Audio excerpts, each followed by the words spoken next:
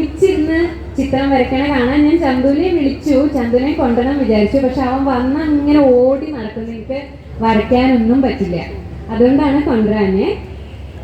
ഞാൻ അവനെ കവിത പാടാം. ഞാൻ അവന് ചൊല്ലിക്കൊടുക്കുന്ന ഒരു കവിതയാണ്. നിങ്ങൾ ചിലപ്പോൾ കേട്ടിട്ടുണ്ടാവും. അത് കുറച്ചൊക്കെ എല്ലാവരും കേട്ട ഒരു കവിതയാണ്. അന്തരിച്ച കവി ശ്രീ NK ദേശം അദ്ദേഹം എഴുതിയൊരു കവിതയാണ്. ആനക്കൊമ്പൻ എന്നാണ് കവിതയുടെ പേര്. ചൊല്ലട്ടെ.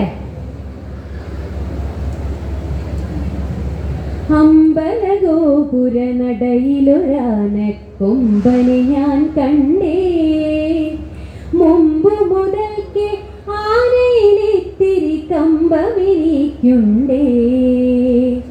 അമ്പലഗോപുര നടയിലൊരാനക്കൊമ്പനെ ഞാൻ കണ്ടേ, മുമ്പ് മുതൽക്ക് ആനയിലിത്തിരി കമ്പമെനിക്കുണ്ടേ.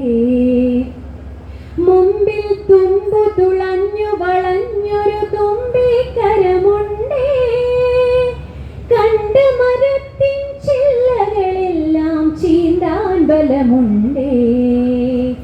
വളഞ്ഞു നീണ്ടും വെളുത്തു കൂർത്തും വളർന്ന കൊമ്പുണ്ടേ, വളരെ ചെറുതാം കണ്ണുകളുണ്ടേ, വലിയൊരു വയറുണ്ടേ. കാറ്റത്തിളകും ചേമ്പില മാതിരി കാതുകൾ രണ്ടുണ്ടേ, കാലുകളല്ല കറുത്ത കരിങ്കൽ തൂണുകൾ നാലുണ്ടേ.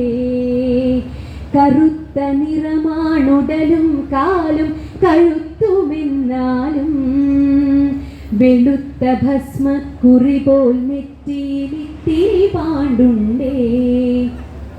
കാലിൽ തുടലു കിലുങ്ങുന്നുണ്ട്, വാലിളകുന്നുണ്ടേ.